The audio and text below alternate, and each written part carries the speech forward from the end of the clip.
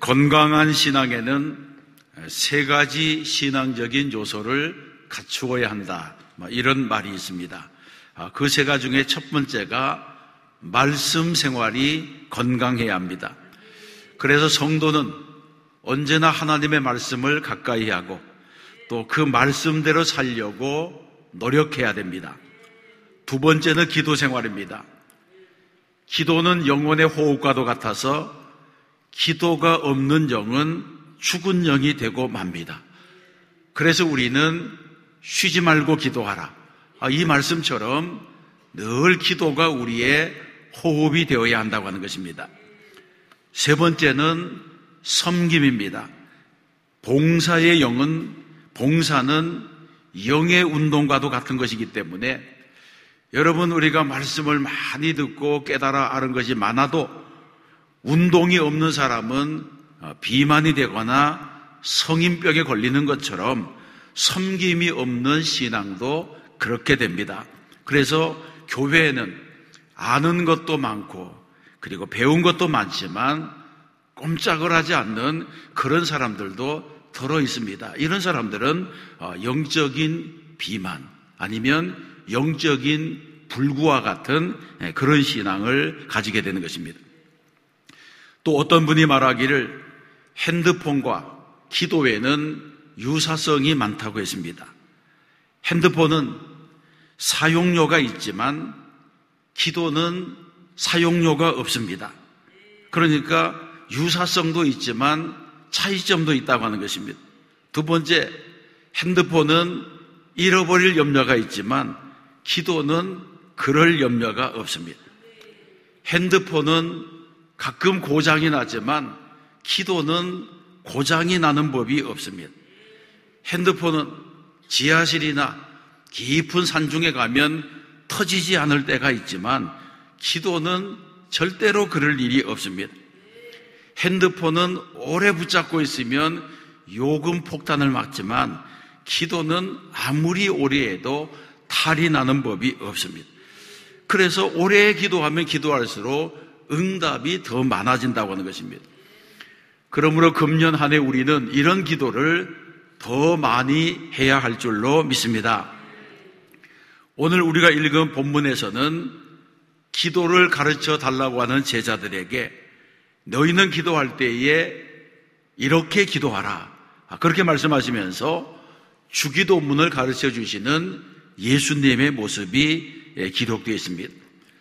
주님은 주기도문을 가르치신 이후에 응답받는 기도는 어떤 기도가 되어야 할까 하는 것을 또 비유로 덧붙여서 말씀해 주셨습니다.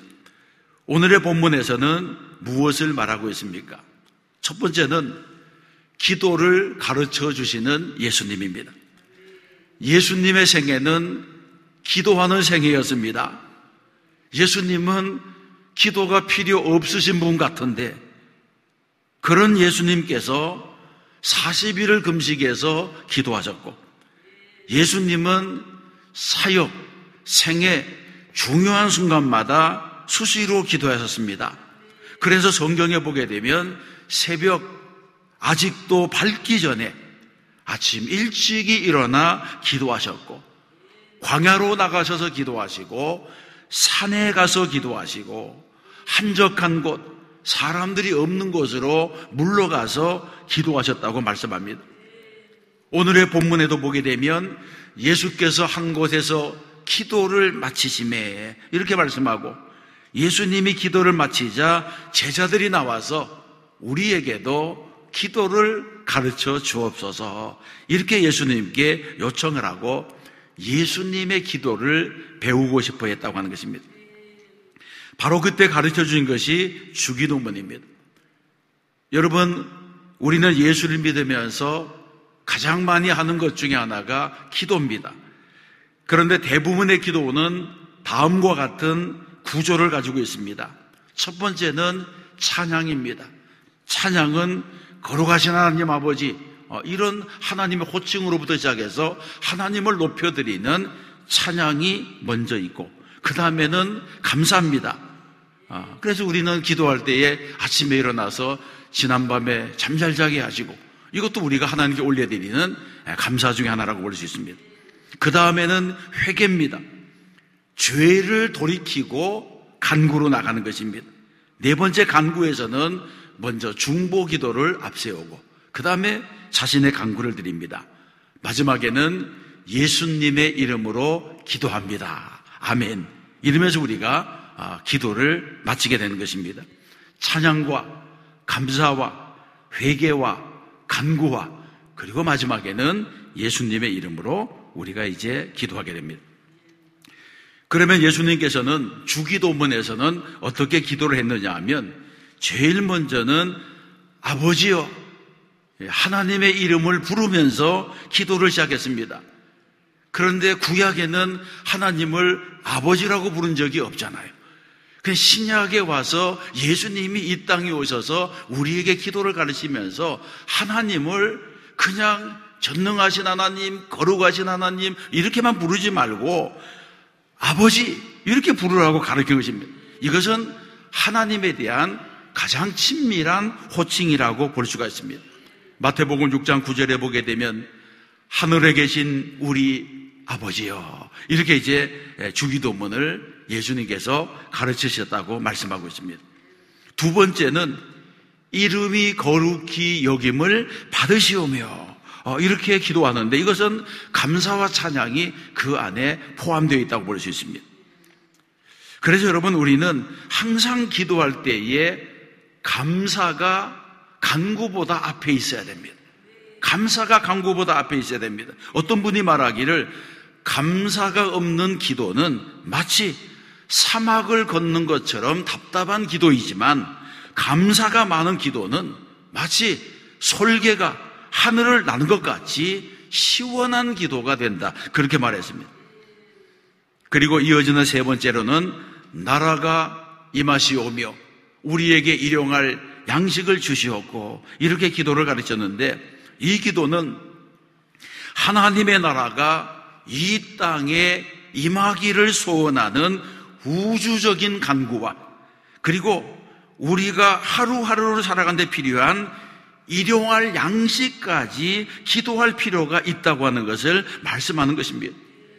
우리가 하나님께 드리는 기도는 사소한 기도로부터 시작해서 중요한 기도까지 중보 기도와 간구 기도까지 필요한 것을 아뢰는 기도를 드릴 수가 있다는 것입니다. 주님께서는 내 이름으로 무엇이든지 내게 구하면 내가 시행하리라고 말씀하시면서 기도에 제한을 두지 않으셨다고 하는 것을 우리가 성경을 통해서 배우게 됩니다. 그리고 주기도문의 마지막 기도는 용서의 기도입니다. 우리가 우리에게 죄 지은 모든 사람을 용서하오니 우리 죄도 사하여 주시옵고 이런 기도입니다. 여러분 죄는 하나님과 우리 사이를 가로막는 장벽입니다. 우리가 하나님께로 나아가려면 이 죄의 장벽, 거리끼고 막히는 것들을 헐어버려야지 우리는 하나님과 소통하며 우리의 기도가 하나님의 보좌에 상달되게 되는 것입니다.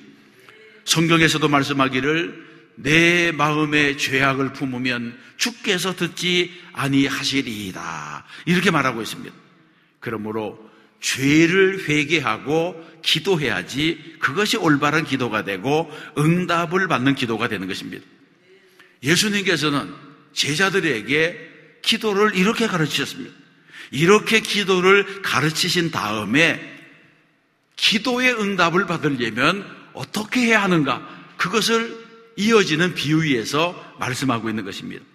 그래서 두 번째 생각해 볼 것은 강청은 우정보다 강하다는 것입니다. 예수님은 기도를 가르쳐 주시면서 밤중에 떡을 빌리러 온 친구의 비유를 통해서 강청하는 기도는 우정보다 강하다고 하는 것을 예로 들었습니다. 이 강청이라고 하는 것은 억지를 부리는 것입니다. 매달려서 조르는 것입니다. 이 강청하는 것, 억지를 부리는 이런 것이 우정보다 힘이 있다고 하는 것을 5절로부터 8절까지의 비유에서 말씀합니다. 비유의 내용에 보게 되면 어떤 집에 밤늦게 손님이 찾아왔습니다. 그런데 그 집에는 그 손님에게 먹일 떡이 없었습니다. 그래서 이웃집의 친구에게 떡을 빌리러 갔습니다. 떡을 한 덩어리만 달라고 하니까 안에서 문도 열어주지 않고 말하기를 나를 귀찮게 하지 말라. 나는 이미 침대에 누웠고 우리 아이들도 다 잔다. 잠자는 것을 너무 소란하게 하지 말라. 그걸 거절했습니다. 그런데 이렇게 거절했는데도 떡을 빌리러 온 이 사람이 가지 않고 계속 문을 두드리면서 떡을 달라고 하니까 뭐라고 말합니까? 내가 너에게 떡을 주기는 주는데 네가 친구라서 주는 것이 아니라서 너무 귀찮아서 내가 떡을 준다. 그러면서 떡을 줬다고 하는 것입니다. 여러분, 이 비유에서 무엇을 교훈하느냐 하면 사실 대부분의 우정, 대부분의 친구들은 밤늦게 자기 친구가 와서 떡을 달라고 하면 얼마나 다급했으면 나에게까지 찾아왔겠는가 그렇게 생각하면서 일어나서 떡을 귀찮더라도 주는 것이 그것이 인정이고 정상입니다. 그런데 이 친구는 그 밤늦게 와서 떡을 달라고 해도 문도 열어주지 않고 방 안에서 나는 누웠고 잠들었고 우리 아들도 자고 내일 오라 뭐 이렇게 이제 거절하는 것입니다. 그러니까 아마 이 친구는 좋은 친구가 아닌 것 같습니다. 그런데 성경은 무엇을 말하느냐 하면 이런 좋지 못한 친구도 끈질기게 매달리고 강청하면 귀찮아서라도 준다고 하는 것입니다. 이 비유의 마지막 구절에서 보게 되면 그 소용대로 주리라 그랬습니다. 결국은 원하는 것을 얻게 되었다고 하는 것입니다. 여러분, 우정으로도 안 되는 것이 강청함으로 되는 것인데 하물며 하늘에 계신 하나님께서 구하는 자들의 기도를 허락하지 않겠느냐 이렇게 말씀해 주십니다. 우리는 기도할 때에 반드시 응답을 믿고 기도해야 할 줄로 믿습니다. 응답을 믿고 기도하는 것, 선하신 하나님에 대한 기대를 가지고 기도하는 것이 너무나 소중한 기도의 원칙이 되는 것입니다. 그래서 이어지는 세 번째 보게 되면 구하라, 찾으라, 두드리라 그렇게 말씀합니다. 계속해서 우리 주님은 기도가 응답받을 수 있는 비결에 대해서 말씀합니다. 9절로부터 10절까지 말씀을 함께 읽어보겠습니다. 내가 또 너희에게 이르노니 구하라 그러면 너희에게 주실 것이요 찾으라 그러면 찾아낼 것이요 문을 두드리라 그러면 너희에게 열릴 것이니 구하는 이마다 받을 것이요 찾는 이는 찾아낼 것이요 두드리는 이에게 열릴 것이니라. 아멘. 주님은 이 구절에서도 기도에 대한 중요한 원칙, 중요한 진리에 대해서 말씀하고 있습니다. 구하라, 찾으라, 두드리라 이런 기도의 방법은 우리에게 특별한 교훈을 주는 것입니다. 어떤 교훈이 있습니까?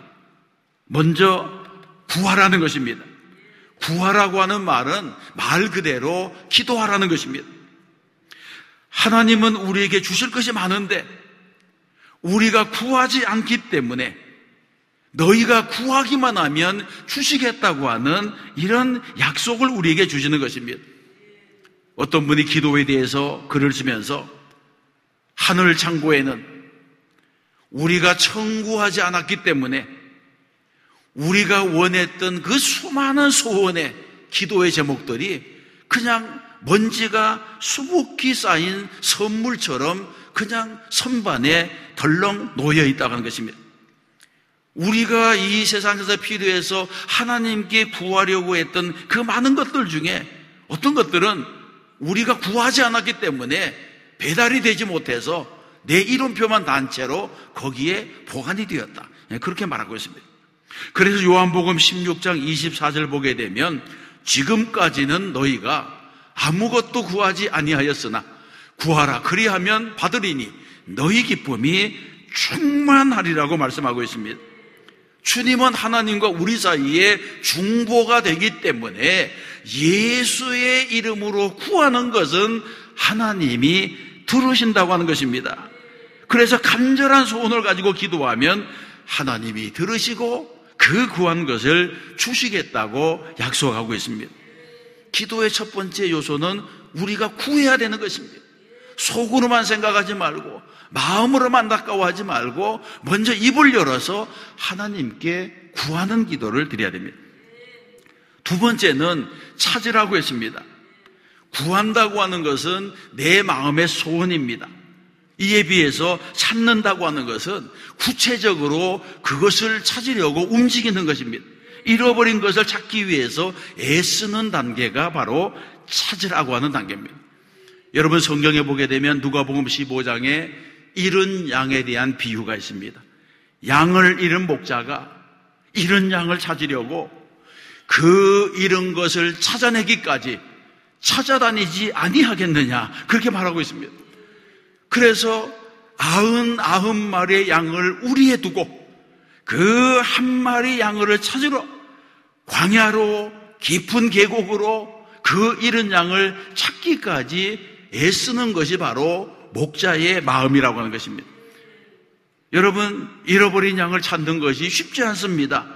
상당한 수고와 노력이 있어야 됩니다. 땀 흘리고 시간을 들이는 그런 일들이 있어야 되는 것입니다. 이런 면에서 보면 찾으라고 한다고 하는 것은 힘쓰고 애써서 기도하라고 하는 그런 말씀이라고 볼 수가 있습니다. 세 번째는 두드리라고 했습니다. 기도의 방법에서 두드리라고 하는 이 말은 구약에서는 사용되지 않았습니다. 전심으로 부르짖으라 이런 말은 있지만 두드리라고 하는 이런 표현은 구약에서 찾아볼 수가 없습니다. 그러면 예수님께서 말씀하신 두드린다고 하는 것은 어떤 의미입니까? 문을 두드리는 사람은 어떤 사람이 두드립니까? 열쇠가 없는 사람이 두드리는 것입니다.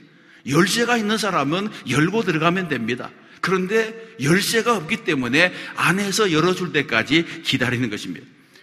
그리고 두드리면 누군가가 안에서 듣고 열어줘야 됩니다. 그래서 두드리는 기도는 언제까지 해야 되느냐? 문이 열릴 때까지 계속해야 되는 것입니다. 여러분, 구하는 것은 내 마음의 소원이 있는 것입니다.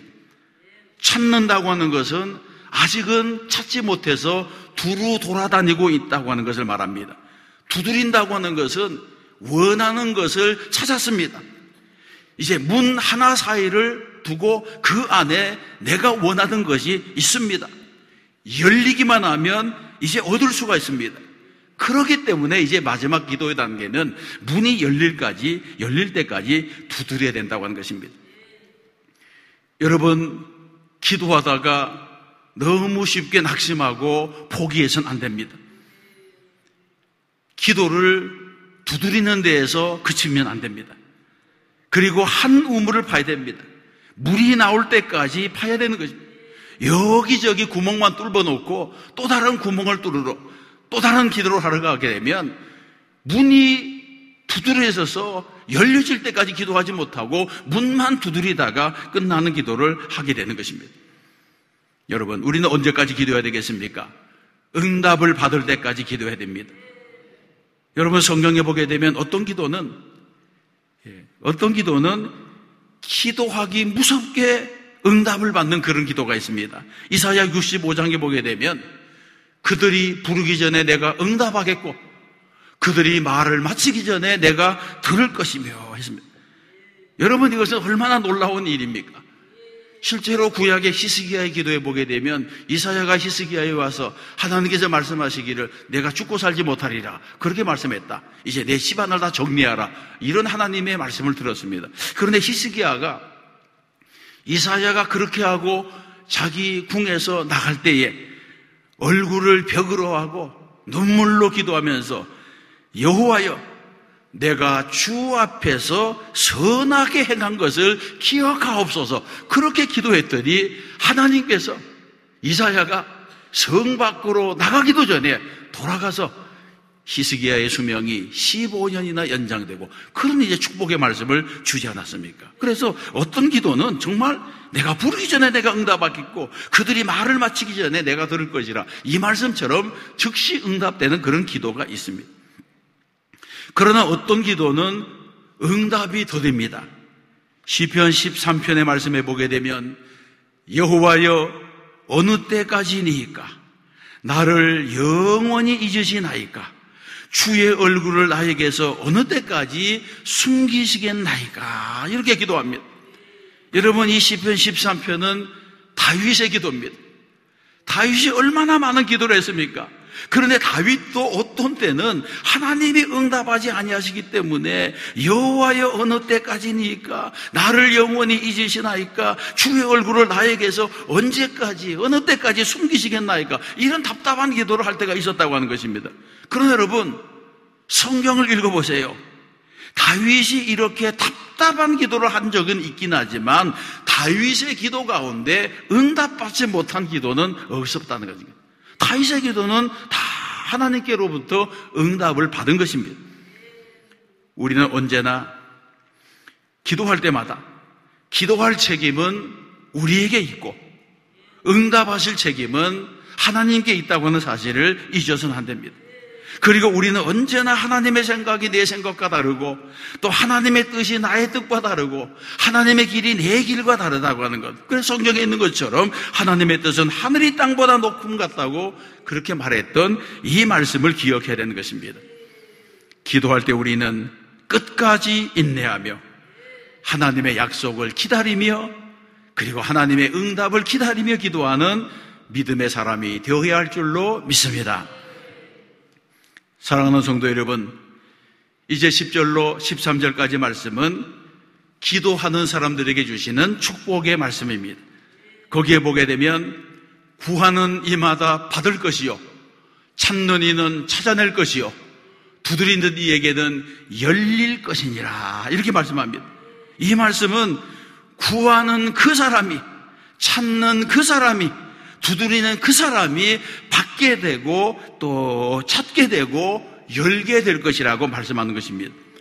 구하지 않고는 얻을 수가 없고 찾지 않고는 찾을 수가 없고 두드리지 않고는 결코 열릴 수가 없다고 하는 것입니다. 그러므로 구하고 찾고 두드리는 기도로 응답을 받는 저와 여러분이 되어야 할 줄로 믿습니다.